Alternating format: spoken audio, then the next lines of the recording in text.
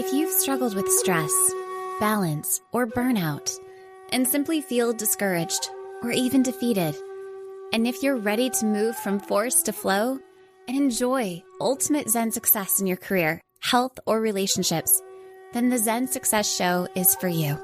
Your host, Carissa Sims, is an entrepreneur, corporate consultant, best-selling author, meditation teacher, and healer who has found her own Zen success. Here's your host, Carissa Sims. Welcome to this week's episode of Zen Success. Today I have the pleasure of speaking with Michelle Claire. Hi, Michelle. Hello, how are you? I was sharing with Michelle that I was a little bit nervous today. We did this practice. She helped me get into this field of love, which I think could be applicable to any time we feel anxious or nervous. So I appreciate you and I appreciate that practice. Let me share a little bit about Michelle. She is a multifaceted practitioner with an abundance of spiritual expertise. As a certified medium, angel intuitive, and spiritual coach, she navigates the realms beyond our physical existence. Additionally, Michelle brings her gifts as a medical intuitive and energetic healer to illuminate the paths of healing and self-discovery. Having survived 3 near-death experiences, which I'm sure we'll talk about today, and having 3 shared death experiences, Michelle's journey is marked by resilience and profound transformation. Michelle is excited to share new information about soul plans, shared death experiences, and navigating the delicate landscape surrounding suicide. What a blessing. So happy to be with you today, Michelle. Thank you so much for having me. I am honored to be here. Wonderful, wonderful. So let's dive deep because one of the things that I was thinking about when I was developing these questions for you was when you had your near-death experience, did you die and come back? Did you actually die? Or can you maybe get into that? Maybe your first experience? Yeah, so in the first one, I actually was in the hospital when this happened, and I had a massive seizure. And what I remember is opening my eyes and looking and seeing my beautiful grandma who had passed a couple years before, and I was laying with my head in her lap. And so what happened at that point in time was I really became aware of this timelessness, this blissful feeling of love surrounding me. I saw a beautiful angel standing next to her and was really drawn into that presence. What happened was I had a seizure and I had quit breathing. And so they were actually yelling and calling for the code team because I was already in the hospital. Okay.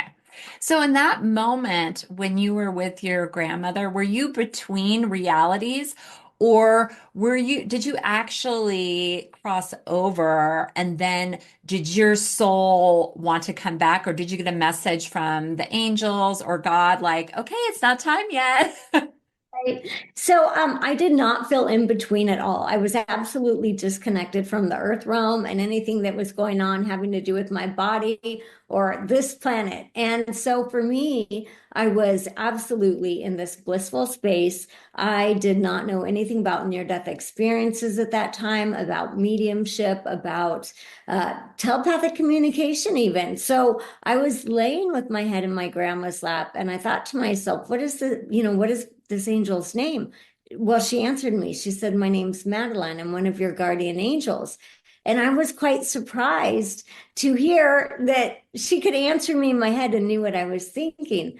So for me, it was really about being present in the other side. And I will say this, in none of my near-death experiences did the tunnel of light appear. I just blink out. I'm here and then I'm there. It happens pretty darn quick for me.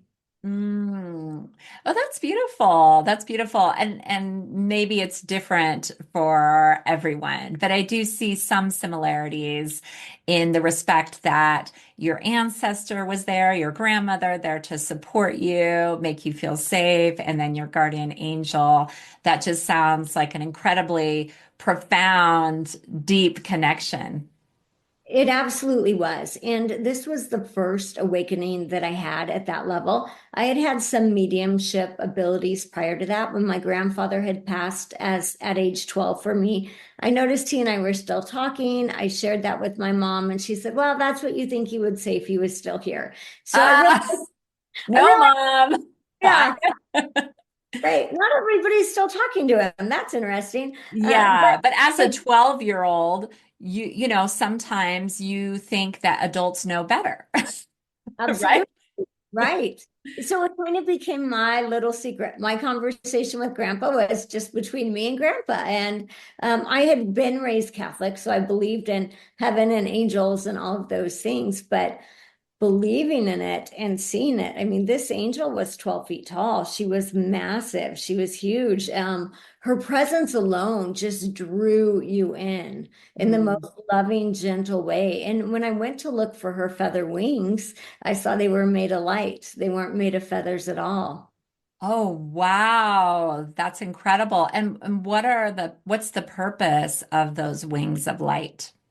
Yeah, to me, they really seemed to span eternity. And what it felt like was it was the connection to the all that is more than they needed those wings of light to fly or whatever our human reasons might be. Oh, right, right. Interesting, interesting. I don't know why this is coming to me, but as I see those angels beside you, those gorgeous statues, I'm just thinking they look earthbound. They look so human and like us, like in the image of us. But then they have these wings. And I was just thinking, gosh, I wonder if angels were in human form, if they look like this with like these beautiful feather bird wings, So I sometimes think that, oh, maybe sometimes they appeared like this, you know what I mean? I do. I think that they do sometimes take on human form. Even still, we'll hear about, an accident where somebody just shows up, helps, does right the exact right thing at the right time, saves someone's life, and then disappears, and no one ever finds out who this was, right? Our angels are here to protect us and guide us and help us in that way, and they are capable of taking on human form at times. That's beautiful. And this guardian angel, their name is Madeline? Yes. Madeline. Okay. So does this, oh, my heart's just like warming up saying her Um, name. I've never heard of this angel before. Is this angel available to others as well? Or do we all have like a specific guardian angel that's assigned to us? Do they have like a certain number of humans assigned to them?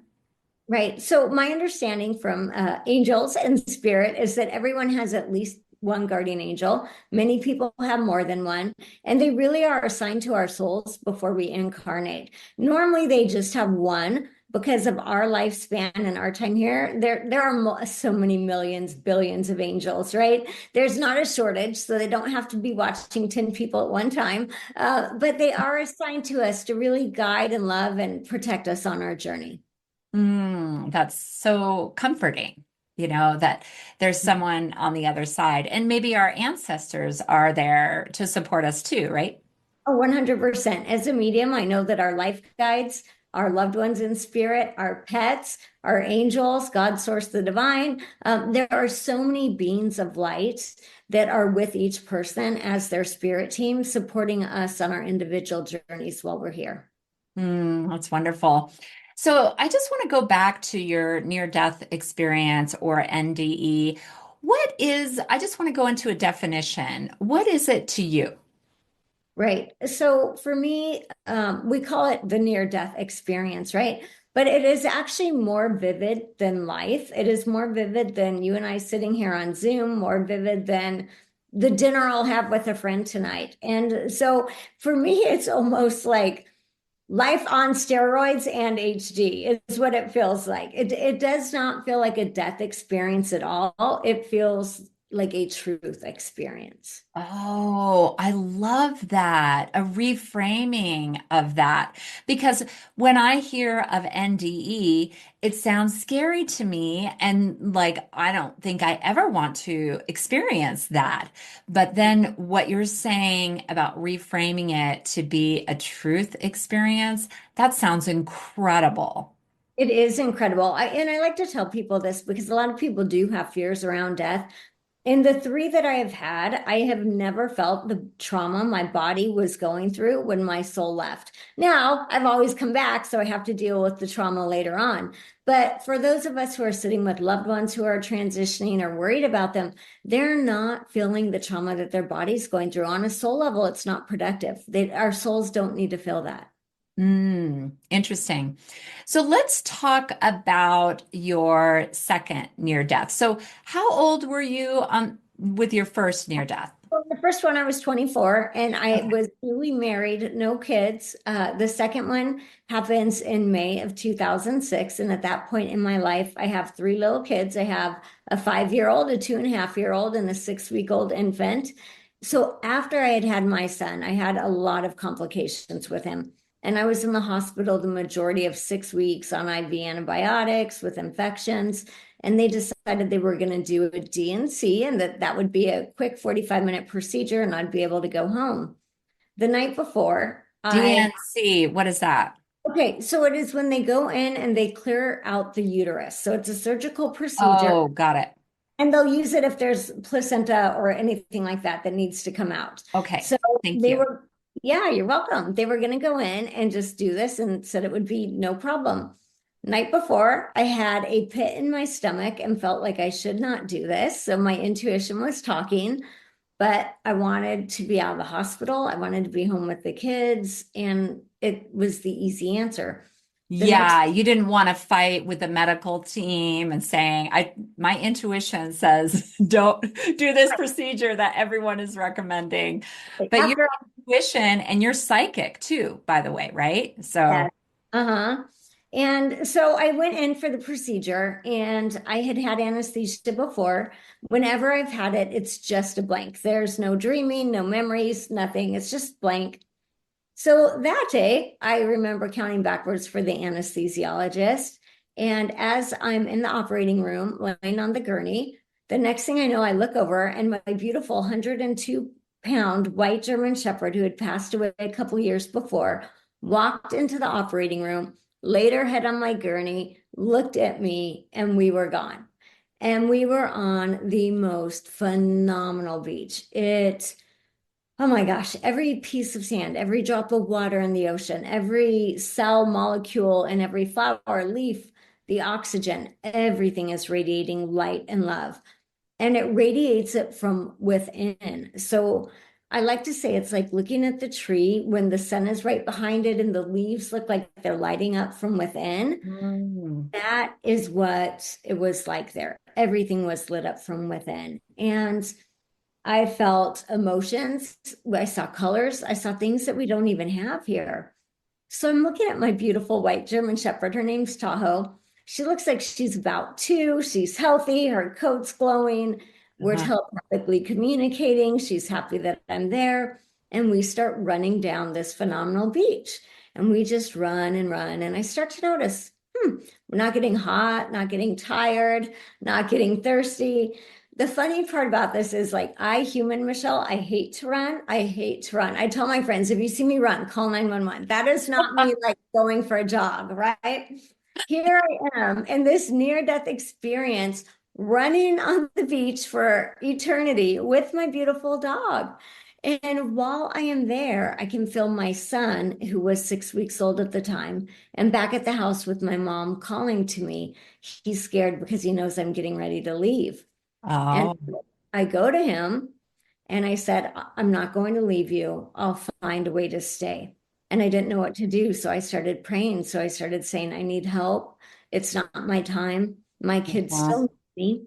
And at that moment, I was transported back into the operating room and I saw Jesus come in. And Jesus Okay. came as my best friend. Jesus wasn't like, confess your sins or pray to me or worship me. Jesus was like, I am here to help you with the most unconditional, beautiful love. I saw the operating room light up in this beautiful white golden light. And the next thing I knew, I was waking up in post-op, and my 45-minute procedure had turned into a 3.5 hour emergency surgery because they had ruptured my uterus in multiple places and missed an artery by literally a millimeter. A millimeter. Wow. So Mhm. your intuition was spot on. And thank you, Jesus, and your white, beautiful dog. Sounds like an angel, a white German Shepherd. Like I've Yes. never heard of that before. I'm a runner. So I was like really transported to your experience and really feeling it. And I used to run on the beach a lot. So then you came back, and did people say it's a miracle that you came back? Like, what were the medical staff saying? Right. So literally 3 days after that, the emergency surgeon came into my room and he said to me, he said, someone was watching over you. You should not be here. Yeah. And I Wow. had no doubt. They were so close to my artery, they couldn't even stitch it. They had to pack the area. And I knew that I had been given a miracle to still be here. Yeah, that's incredible. But after that, did you have any health complications with that, or did it all heal and resolve rapidly? No, it took months. So I then, because they ruptured the uterus, they'd pushed the infection into the body cavity. So I was now again having infection on IV antibiotics. I was in the Oh. hospital longer. And it took me about 4 months after all of this to get back to 80% level of functioning. So there was a long physical recovery. Yeah, it seems like you could be at risk for sepsis. And Absolutely. yeah, well, I'm glad that that healed and resolved, and happy for your kids too. Thank you. They can Yeah. have their amazing mom in their life. And you were married at the time? Yes, I was married at the time. And then my third one happens about 6 years later on November 1st, 2011. So for people who like numbers, 11 was the next one. At that point in my life, my kids were 5, 8, and 10. So they were a little bit older. I was Mhm. still married, busy being stay-at-home mom.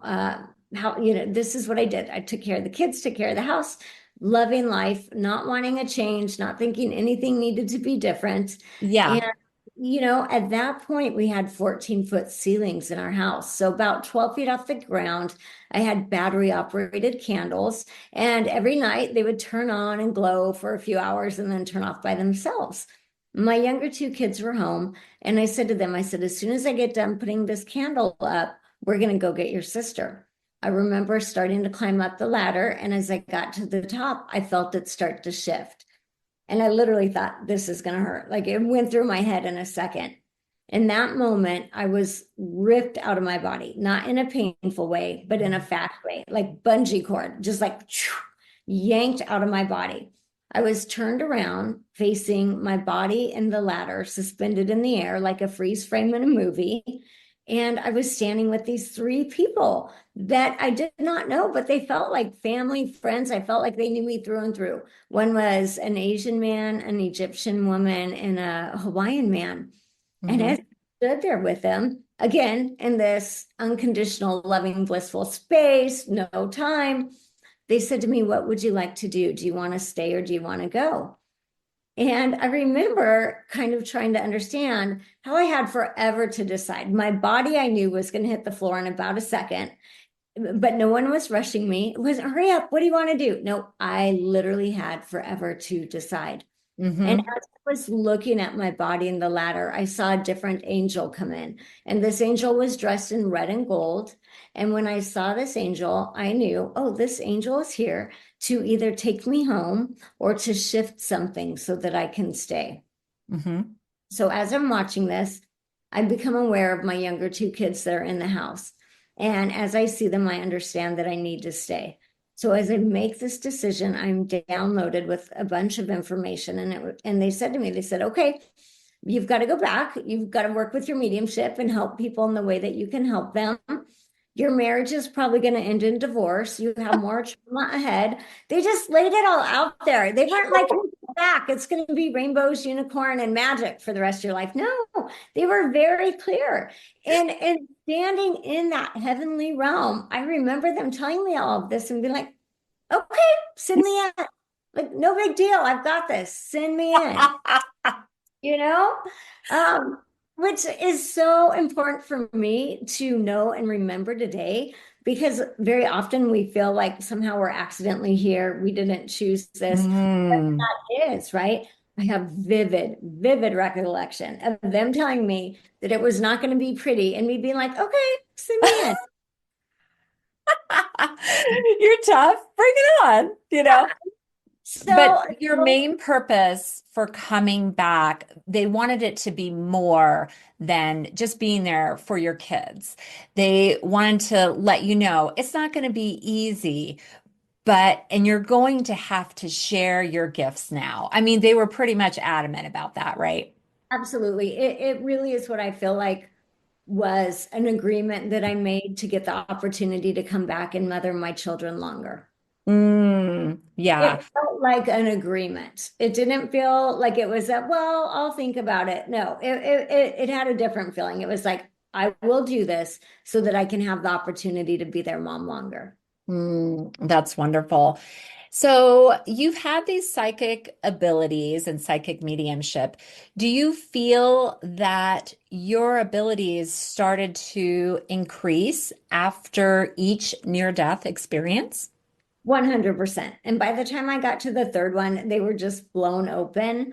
I mean, once again, I come back, I have massive physical trauma. So I ended up falling. I hit the back of my head on the corner of the granite island. I had a fiber Ooh, skull fracture. I had a brain bleed. I lost my yeah. taste, my smell, my equilibrium. I had many challenges from that. But I literally survived the fall by half an inch. I missed my brainstem by half an inch. That was the difference. The angel was moving The, my head for if I was staying or the going. angel. Yeah. Yeah. Wow. So That's I, incredible. yeah, I come back and I have incredible physical challenges that I have to overcome. I Mm. literally couldn't even lift my head up. My vertigo, the equilibrium was so bad. And that happened a long time ago. I still go to cranial sacral therapy to Oh, I help. love cranial sacral therapy. Yeah, that's Yeah, so helpful. I did that for myself and my son too when he yeah. was a baby. Oh my gosh, that's so incredible. So when you were in the hospital recovering or wherever you were, did your husband at the time have to step in as caretaker for the kids? Well, he pretty much maintained his job, and then my mother-in-law and mom and my dad would come up and take turns and help with the kids. Oh, okay, got it. Okay, that makes Uh, sense. All right. yeah. So that worked out, right? To have Mhm. family there. Absolutely. And then it became this long road to my physical recovery. What really the first big mediumship visit that I had after that NDE was in January of 2012. And at that point in time, my son Josh, who was 5, was feeling very depressed because he felt like he had tried to call 911. It didn't go through. He hadn't done anything to help me. And we would say to him, but you opened the door for the policeman. We are trying to lift him up. And he would say, I didn't need to be there. I did nothing to help you. Sophie's call went through. The end of January, my grandfather, who passed away when I was 12, came through to me in the biggest visit of my life. And he said to me, he talked about my accident. He talked about my son, who they never walked this earth at the same time. He talked about how good he is with electronics. And then he said to me, you need to get the 911 recording. There's something on there you should know. I didn't even know I could get the 911 recording. So Yeah, I've I, heard that. yep, I went and I ordered it. Took a couple weeks, came in, and I put it in, played the first call, and they say 911, what's your emergency? And in his little broken voice, my son Josh says, Sophie, what do I say? And he laid the phone down. So for the next minute and a half, you can hear the kids talking. You can hear 911 saying, "Can you hear us? What's happening?" And my son says, "I'm going to go push the panic alarm on the house." And my daughter says, "Hold on, let me try calling 911." She hangs up the phone, and then her call went through. So both of their calls had gone through. And the only way I knew was because my grandfather on the other side came through to tell me. Oh, wow. That's incredible. Yeah. So, and it's just so beautiful also, Hmm. because how old were they at the time? They were 5 and 8. So when Five he and came eight. home Yeah. from kindergarten, Yeah. he had felt so much weight, like he had failed me, and I had nothing to say. Everything I said did not lift him up. And I said to him, I said, "Josh, your call went through. Help was coming." It was like Yeah. lifting this massive weight off this little boy. And you could see his self-worth coming back in. And the only way that was possible was because of that love from heaven. It was beyond Yeah. anything any human was able to predict at that point in time. That's amazing. And so after that point, then your son's spirits lifted and that Mhm. heaviness came off of him. Oh, that's wonderful. Well, I'm sure it's incredibly traumatic to see your mom almost die and Yeah. suffer a horrific injury. I mean, just think of the heaviness if you would have died. So that's like the gift of just you coming back also for your kids so that they wouldn't have to live with that heaviness, which I know some children do. Hmm. Yeah, absolutely. Absolutely. There were many, many, many gifts that day. Hmm. Yeah, and so then over time, did you start to see, you remembered that the angel was saying you're going to get divorced. So at that time, were you starting to have thoughts about that, about things, or did things start like going a different direction for you? Yeah, so immediately after that, within the following months, I was just trying to walk down the hall without falling over, literally from the head Yeah. injury. Um, Baby steps. yeah, Get healthy. yes, exactly. My next steps after that were going to a counselor because I started getting information from loved ones in spirit, my friend's husband, like different people, and they would just come in and boom, here was all this information. So I went to a counselor, and as spirit would have it, I was telling her, I'm like, I'm talking to dead people. And she's like, "What a gift. Let's get you a mentor." And, so then I started mentoring and training with some different mediums, and it really just kind of led me into where I am today. But it was a slower road. And I will say this, with every step that I took towards my mediumship, my marriage went like this because my ex-husband was not okay with it, did not like it, I think was scared of it. And to me, it really is my calling. I Yeah. remember my agreement. So it is, yes, I'm honoring the agreement I made with God, source, the divine, whatever that is, right? But there's also a calling in me to do this beyond. It's a calling. Yeah. Yeah, and it's incredible the gift it is for others and the healing that you bring to others. I can just imagine. I mean, I have not experienced a session with you, but I already know I can feel your frequency and your power, and like my heart just like warms up. So I'm sure that you have that effect on people, even just your presence, even just you being there and the light that shines through you. No, thank you. Yeah, I really, I have a much greater understanding of my soul purpose now. Yeah, that makes sense. And then, so over time, you really started to come out. And then, after you got this mentoring session and worked with different mentors, you started your own business. Yeah, absolutely. So in 2017, I went to do this professionally, and this has been my full-time passion since then. That's wonderful. So, another thing that I talked about in introducing you was shared death experiences. So, what is that for our audience that may not know? Right. So a shared death experience is when somebody is healthy sitting with someone who is transitioning. And so you're usually in a normal state of mind. For some people, they see maybe a mist almost leave the body or a light, or they see the curtains move in the room, all the way up to other people who have reported seeing their loved one's life review. And so what it really is we're healthy, but we're sitting with somebody who is making the transition. That's pretty incredible. I mean, to me, that's evidence of oneness of this field when someone is close to us and we're having the same experience they are. Yes, absolutely. It is. It's the oneness. And what we know is most people who experience a shared death experience are given a feeling of peace afterwards because they know where their loved ones are. They know how their loved ones felt. You kind of get to touch heaven while that's happening. Yeah, that's amazing. So then over time, you had different relationships. And can you share about the relationship with your partner that eventually committed suicide? Yeah, absolutely. So my marriage came to an end after 25 years. And I I mean, ended that's a long time. That's pretty, I would say that's very successful in my mind. Well, thank you for that. I'll take that. Yeah, I mean, I don't know. I just got divorced last year. So anyway, I'm on that Yeah. journey. Right. Yep. And it's a journey.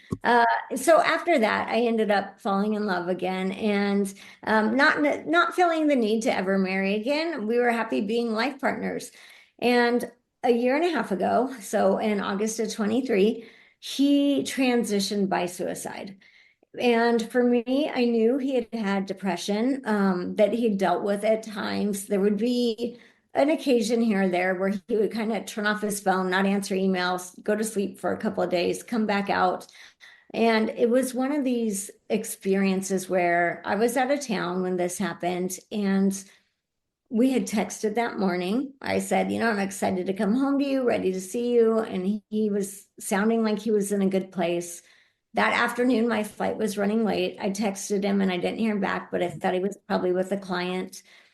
And that night What I got, was his job? so he worked in a furniture business. Furniture. Okay. So I get home, no response still. And so I texted again, didn't hear anything, went to bed. The next morning, I was kind of unsettled. So he had a younger daughter living with him. She was in law school and she wasn't ready to meet me. So we had been together for a while, but she wasn't ready, and I'm okay with that. So I don't need to force myself on anyone. So it was okay. So when Yeah. she was at his house, I just wouldn't go over there. It was fine. So I drove by his house. Her car was there. His car was there. So I said, okay, he's safe. He's just having a day. I called his work. They said he'd called in sick. So I was as comfortable as I could be with the situation. We had a party that we were supposed to go to, and he, obviously wasn't going and didn't show up. So I get home from the party that night, and I'm in my bathroom getting ready for bed. And I feel him come in right behind me. And I can tell you exactly what he was wearing. And I know this is mediumship. And as soon as this starts, my body starts to give out. And he looks at me and he says, "You sure are beautiful," because he would always say that to me. And as my body starts to give out, I make it to my bed in the other room, and I lay down and I felt him lay behind me and he put his arm over me and he said, "I wanted to be the one to tell you." And Hmm. that was how I found out that he had transitioned by suicide. Yeah. So was that his soul or would you consider that a spirit? What was that coming to you? I felt like it was his soul. His soul, yeah. Hmm. Yeah. Because I think it's really important for people to know who have gone through losing a loved one to suicide that their souls still get welcomed home, that they're not in a place called hell burning, that they're not being tortured, that they're not evil. Is this what heaven wants for us? Absolutely not. my understanding is spirit will pull out every stop they can to keep us here as long as possible because we have bigger life plans and we have a purpose for being here. But in the event that this does happen, they're not in trouble. They're not sentenced to eternity in hell or anything along those lines. So to me, it was his soul coming through, letting me know because I did not know at that point in time what had happened. And then also to embrace me with that feeling of knowing that he was okay. Mm. Well, that's such a beautiful experience. And how did you feel? Did you feel sad or did you feel, I mean, because this is like your 3D world experience, but you have such a close connection with the spirit world. Maybe you had an understanding of his death? Yeah, so I will tell you this, it drove me to look at our soul plans and our soul agreements and what had. Oh, So it absolutely did launch me in some other ways. But here's what I will tell people very often. No matter what gifts or abilities I have, I had no way to bypass the human grief. And so maybe I had different tools or used different tools than the average person would use, but the human grief, I could not bypass it. And I still had to walk through that or claw my way through it at times, like all of us who've experienced grief know, right? I could not bypass it. So the human experience was the human experience. Yes, I had a greater understanding. Where do I find my peace in spirit world and knowing that he's great and knowing that there's a soul plan and all of that. But missing him in his physical form, yes, still regularly. oh, and still, yeah, that's beautiful. A few years ago, I would say maybe over 10 years ago, I experienced my niece had committed suicide. She was 19, and I didn't sense her, but another healer did. And so she started communicating with me, with other family members, and saying just beautiful things. I mean, like tell my dad it's not his fault, Right. because he found her. So that was a wonderful experience. And so it's interesting what you said about suicide and they're not burning in hell. So, Right. but I want to know, I like really want to know your insight and wisdom on this because as I tune into some spirits, I find that some of them are stuck, not in hell, but it could be hell to them, like a purgatory or something, because they are not aware of the ability to go to heaven or that God wants them to go to heaven. Have you ever experienced that? Yeah, so sometimes I will say that depending on what a person's belief system is, they might find, and we've talked about, well, we haven't talked about, but there are things called distressing NDEs, where some people Oh, go straight to the light and they have a distressing type experience. And to me, that's kind of what you're talking about, oh, I see. a distressing experience more so. And what I would. Oh, because they create it. It's like their beliefs when they die. That Yeah, makes sense. I was a bad person. I'm going to be judged. Whatever our Yeah. stories are, right? But when I've asked Spirit about this, what Spirit has told me and what I've seen to be true is that if somebody is in a distressing experience, there are always beings of light around them holding the space for them to move up and to move into that heavenly realm, to find peace, to find love. So it is not hell in the sense of punishment, damnation. Yes. It's very much like Earth. We create our Yeah, own here. that's right. But the story we're telling ourselves will create heaven or hell, right? Literally in our daily life.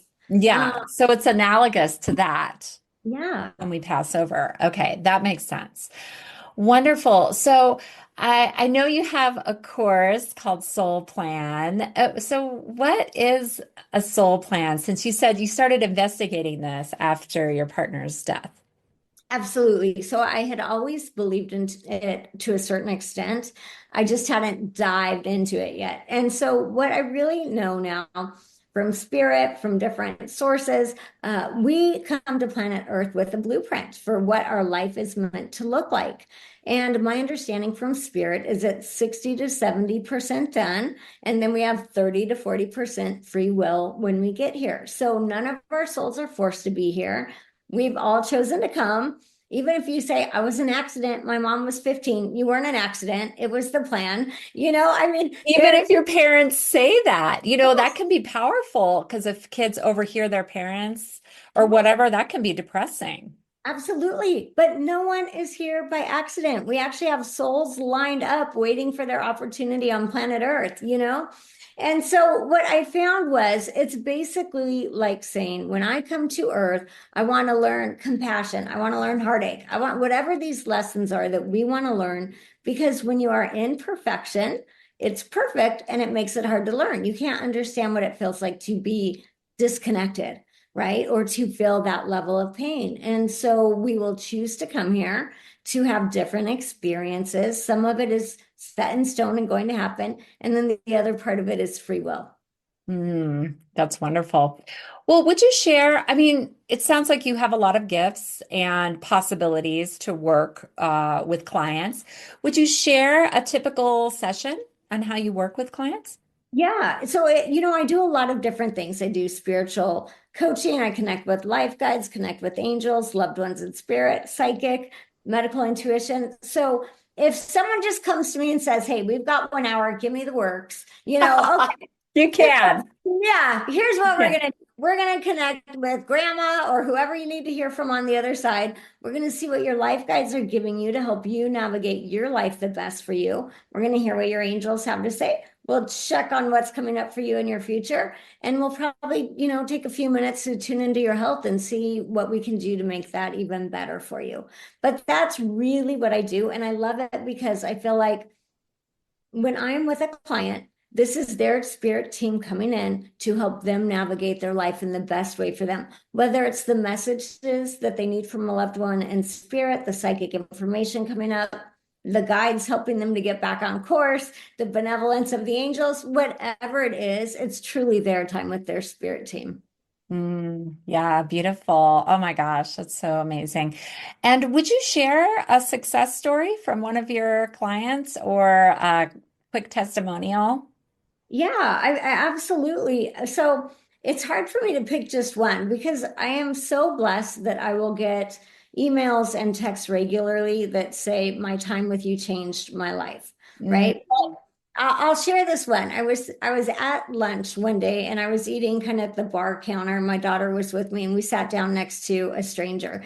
And he and I just started talking, and he started telling me about the most challenging thing in his life was this divorce that he had finished, and he literally called it his biggest failure of his lifetime. And oh, he had been in counseling for a while. And I looked at him and it just spirit just starts flowing when it flows, right? And I yeah. said, well, that's a horrible story to tell yourself. Why would you say that? And we really reframed it. And this isn't a guy who had thought about soul plans or that him and his wife had a reason to be together, and now that was complete, right? It Mhm. wasn't the failure, it was completion. Check the Mm. box. And it was so interesting because after the short time I was with them, he looked at me and he said, why didn't my counselor tell me that? And I said, I don't know. But I said, I don't think that's how they work. But being able to know that there's always a bigger plan at play for us is really what shifts the course of our life, that and the way we choose to see it. Yeah. Yeah, that's amazing. Shifting that perspective is so Yeah. important for moving on. And Oh, what is Zen success to you? oh my gosh. It's truly being at peace with your life in all areas, whether that's Mm, work, even if you have a bad day at work, it doesn't mean work goes perfectly. Maybe you had a bad day, but you can be at peace knowing, well, I showed up the best I could and I'll try again tomorrow, right? Or at peace in your relationship with your loved ones. That doesn't mean they're all perfect. They're always going to need work and attention, but you just know that we're moving in the right direction. yes. Well, it's been such a pleasure connecting with you. And I'll put your website and how to book a session or take one of your courses or group sessions in the show notes. So hopefully our audience will get a chance to work with you. And thanks so much for joining me on the Zen Success Show. No, thank you so much for having me. It's been a pleasure.